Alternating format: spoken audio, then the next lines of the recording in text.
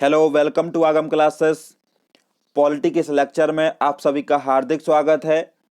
आज की इस क्लास में हम बात करने वाले हैं सरकार के अंगों के बारे में, यानी कि जो पिलर्स ऑफ गवर्नमेंट है उसके बारे में हम डिस्कस करने वाले हैं कि सरकार के कौन कौन से अंग होते हैं, कौन से अंग का क्या काम होता है, इस सब के बारे में हम आज पढ़ने वाले हैं।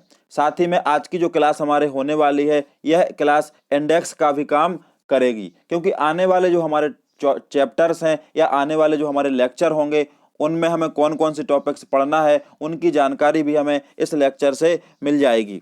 तो आज की क्लास को हम स्टार्ट करते हैं और पढ़ते हैं सरकार के अंगों के बारे में। तो सरकार के जो अंग होते हैं या जो पिलर्स होते हैं वो 3 होते हैं। कौन कौन से हैं? एक होती है कार्यपालिका जिसको हम एग्जीक्यूटिव कहते हैं, दूसरी हमारी होती है विधायिका जिसको हम लेजिस्लेचर कहते हैं, और एक होती है हमारी न्यायपालिका जिसको हम जुडिशरी कहते हैं। तो यहाँ पर हम सबसे पहले बात करने वाले हैं विधायिका के बारे में कि विधायिका क्या होती है, विधायिका का काम क्या होता है। तो विधायिका के बारे में यदि हम बात करें तो विधायिका जो होती है इसका काम होता है देश के लिए कानून बनाना, यानी देश के लिए कानून निर्माण करने का काम विधायिका का होता है या लेजिस्लेचर का होता है। और विधायिका के द्वारा जो कानून बनाया जाता है, विधायिका के द्वारा जो कानून बनाया जाता है उसको लागू करने की जवाबदेही या जिम्मेदारी होती है कार्यपालिका की, या जिसको हम कहते हैं एग्जीक्यूटिव। तो यहाँ पर हमने 2 चीजों के बारे में बात की। एक होती है हमारी विधायिका, विधायिका का काम होता है कानून बनाना, और जो कानून विधायिका के द्वारा बनाया जाता है उसको लागू करने की जिम्मेदारी होती है कार्यपालिका की। तीसरा जो निकाय होता है उसको हम कहते हैं न्यायपालिका, या जिसको कहते हैं जुडिशरी। जुडिशरी का काम होता है कि जो विधायिका के द्वारा जो कानून बनाए गए हैं उन कानूनों की जांच करना, कि जो कानून विधायिका के द्वारा बनाए गए हैं या लेजिस्लेचर के द्वारा जो कानून निर्माण किया गया है वो संविधान की भावना के आधार पर है या संविधान की भावना के विरुद्ध है। यदि कोई कानून विधायिका के द्वारा संविधान की भावना के अनुकूल नहीं बनाया गया है तो उस स्थिति में न्यायपालिका के पास एक पावर होती है कि उस कानून को वो खारिज कर देती है या समाप्त कर सकती है। और साथ ही में हम कह सकते हैं कि जो कार्यपालिका होती है इसके कार्यों की भी जांच करने का काम न्यायपालिका का होता है, कि जो कार्यपालिका के द्वारा जो कानून लागू किए गए हैं या जो काम लागू किए गए हैं उनकी जांच करना, कि कार्यपालिका के जो भी काम किए जा रहे हैं या जो जो कानून लागू किए गए हैं वो ठीक तरह से लागू किए जा रहे हैं कि नहीं, संवैधानिक तरीके से लागू किए जा रहे हैं कि नहीं, इन सब की जांच करना भी न्यायपालिका या जुडिशरी का काम होता है। तो जुडिशरी एक महत्वपूर्ण पिलर होता है हमारी गवर्नमेंट का। तो हमने यहाँ पर बात की कि जो जुडिशरी है, जुडिशरी का काम होता है कार्यपालिका और विधायिका के कार्यों का जांच करना या उनकी मॉनिटरिंग करना, इसका प्रमुख कार्य होता है। तो यहाँ पर हमने 3 पिलरों के बारे में बात करी कि हमारी जो सरकार होती है वो 3 पिलरों से मिलके बनती है, या सरकार के जो अंग होते हैं वो 3 होते हैं। कौन कौन से होते हैं हमने अब भी बात की। एक होती है हमारी विधायिका, विधायिका का काम है कानून बनाना।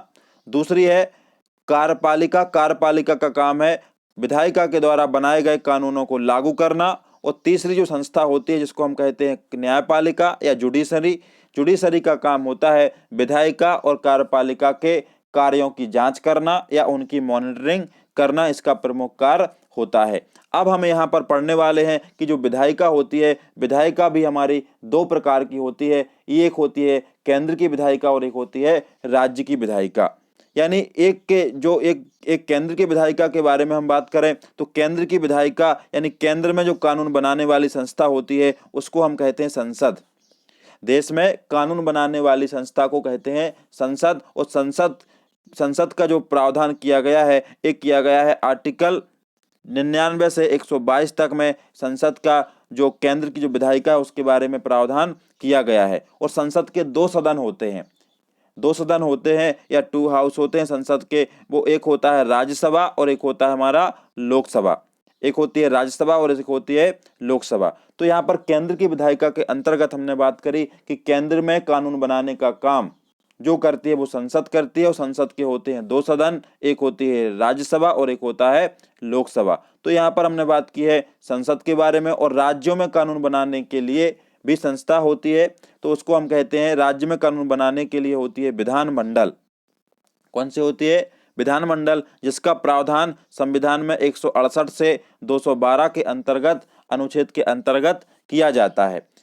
जो विधानमंडल होती है, विधानमंडल के भी दो सदन होते हैं। एक होती है विधानसभा, लेकिन विधानसभा हर एक राज्य में अनिवार्य रूप से होती है, जबकि विधान परिषद हर एक राज्य में हो ये जरूरी नहीं होता है।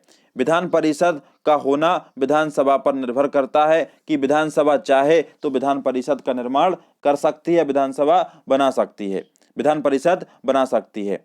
तो अभी ऐसे कितने राज्यों में विधान परिषद भी है, ये आपको कमेंट बॉक्स में बताना है कि कितने राज्यों में वर्तमान में विधान सभा के साथ विधान परिषद भी है। तो यहाँ पर हमने बात करी विधायिका की। विधायिका एक केंद्र की विधायिका होती है, केंद्र में कानून बनाने के लिए, और एक राज्यों की विधायिका होती है। तो केंद्र की विधायिका को हम कहते हैं संसद, और संसद के होते हैं दो सदन, एक होती है राज्यसभा और एक होती है लोकसभा। जबकि हमने बात की है राज्य की विधायिका होती है उसको कहते हैं विधानमंडल। विधानमंडल के भी दो सदन होते हैं, एक होती है विधानसभा और एक होता है विधान परिषद। लेकिन विधानसभा का होना हर एक राज्य में जरूरी होता है, विधान परिषद का होना जरूरी नहीं है। विधान परिषद का निर्माण विधानसभा पर निर्भर करता है। तो यहाँ पर हमने विधायिका के बारे में बात की। अब हम बात करने वाले हैं कार्यपालिका की। तो कार्यपालिका भी दो तरह की होती है, एक होती है केंद्र की कार्यपालिका और एक होती है राज्य की कार्यपालिका। तो केंद्र की कार्यपालिका के अंतर्गत हम देखें तो आते क्या क्या आता है केंद्र की कार्यपालिका में। केंद्र की कार्यपालिका में आता है राष्ट्रपति, उपराष्ट्रपति, प्रधानमंत्री, और प्रधानमंत्री की जो मंत्री परिषद है, प्रधानमंत्री की जो मंत्री परिषद है वो भी इसी के अंतर्गत आती है। साथ में आते हैं केंद्र के अधिकारी और साथ में आते हैं महान्यायवादी, यानी जो अटॉर्नी जनरल ऑफ इंडिया होता है वो भी इसी के अंतर्गत महान्यायवादी आते हैं। यानी सरकार के जो सरकार को जो सलाह, न्यायिक सलाह देने का काम जो करते हैं वो करते हैं महान्यायवादी, या सरकार की तरफ से अपना पक्ष रखने के लिए भी इन्हीं को माना जाता है महान्यायवादी। कि जब कोई कोर्ट में केस चलता है सरकार के खिलाफ तो सरकार का पक्ष रखने के लिए एक व्यक्ति होते हैं जिसको हम कहते हैं महान्यायवादी, अटॉर्नी जनरल ऑफ इंडिया के नाम से भी इनको जाना जाता है। तो इन सब के बारे में हम आगे आने वाली क्लासेस में विस्तार से पढ़ेंगे। तो एक केंद्र की क्या होती है, कार्यपालिका होती है, जिसमें कौन कौन आते हैं, राष्ट्रपति, उपराष्ट्रपति, प्रधानमंत्री और उनकी मंत्री परिषद, केंद्र के जो अधिकारी होते हैं और महान्यायवादी होते हैं। ऐसे ही हम बात करें राज्य की जो कार्यपालिका होती है, राज्य की कार्यपालिका जो आती है इसमें आते हैं राज्यपाल, इसमें कौन आते हैं, राज्यपाल, मुख्यमंत्री, मुख्यमंत्री की मंत्री परिषद, राज्य के अधिकारी और महाधिवक्ता। जिस प्रकार से केंद्र में महान्यायवादी का काम होता है उसी प्रकार से महाधिवक्ता राज्य स्तर पर काम करते हैं, सरकार को संवैधानिक सलाह देना और सरकार का पक्ष रखना। इस प्रकार से महाधिवक्ता का काम होता है। तो इस प्रकार से हमने बात की कि न्यायपालिका दो तरह से होती है, एक केंद्र की और एक राज्य की। केंद्र के अंतर्गत राष्ट्रपति, उपराष्ट्रपति, प्रधानमंत्री, उनकी मंत्री परिषद, केंद्र के अधिकारी और महान्यायवादी आते हैं। जबकि राज्य के अंतर्गत राज्यपाल, मुख्यमंत्री, उनकी मंत्री परिषद, राज्य के अधिकारी और महाधिवक्ता आते हैं। यहाँ पर हमें कार्यपालिका के बारे में ध्यान रखना है कि कार्यपालिका दो तरह की होती है, एक होती है स्थायी यानी परमानेंट और एक होती है अस्थायी यानी कि नॉन परमानेंट। तो यहाँ पर स्थायी के बारे में हम बात करें, स्थायी जो कार्यपालिका होती है, स्थायी कार्यपालिका के अंतर्गत केंद्र के अधिकारी आते हैं, केंद्र के अधिकारी आते हैं स्थायी में। और यहाँ से हम बात करें तो राज्य के अंतर्गत राज्य के अधिकारी आते हैं। जो IAS IPS रेंज के अधिकारी हैं वो इसी के अंतर्गत आते हैं। जबकि हम राज्य के अधिकारी के बारे में बात करें, जो PSC से चुने जाते हैं, जो लोक सेवा आयोग जो चुनती है राज्य के अधिकारी, जैसे हम मध्य प्रदेश की बात करें तो मध्य प्रदेश के अंतर्गत MPPSC के द्वारा जो अधिकारी चुने जाते हैं या जो सेलेक्ट होते हैं पेपर परीक्षा पास करने के बाद, वो अधिकारी स्थायी कार्यपालिका के अंतर्गत आते हैं। ऐसे ही केंद्र के अधिकारी आते हैं जो UPSC परीक्षा पास करके आते हैं, उन अधिकारों को स्थायी अधिकारी के अंतर्गत या स्थायी कार्यपालिका के अंतर्गत जाना जाता है। तो यहाँ पर हमने दो प्रकार की कार्यपालिका के बारे में बात की कि कार्यपालिका दो प्रकार की होती है, एक स्थायी कार्यपालिका और अस्थायी कार्यपालिका। तो उपराष्ट्रपति, राष्ट्रपति जो होते हैं, ये हमारे प्रधानमंत्री है, मंत्री परिषद होते हैं, ये महान्यायवादी हैं, ये सब अस्थायी कार्यपालिका के अंतर्गत आते हैं।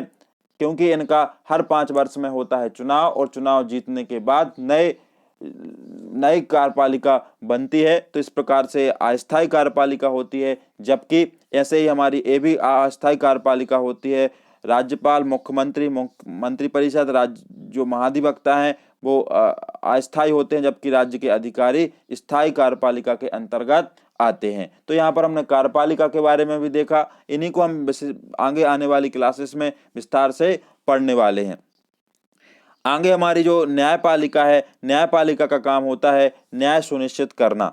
न्याय सुनिश्चित करना, न्यायपालिका के अंतर्गत जो हमारे भारत में जो व्यवस्था अपनाई गई है, भारत में एकीकृत न्याय की व्यवस्था को अपनाया गया है कि पूरे भारत में एक यूनिटरी जो जुडिशरी सिस्टम है उसको अपनाया गया है। सबसे ऊपरी स्तर पर या उच्च स्तर पर आता है हमारा सर्वोच्च न्यायालय, जिसको हम कहते हैं सुप्रीम कोर्ट। उसके नीचे आता है उच्च न्यायालय, जिसको हम कहते हैं हाई कोर्ट, और उसके भी नीचे आते हैं अधीनस्थ न्यायालय। अधीनस्थ न्यायालय को हम कहते हैं जिला कोर्ट या सेशन कोर्ट के नाम से भी जिनको जाना जाता है। तो इस प्रकार से न्याय की व्यवस्था की गई है।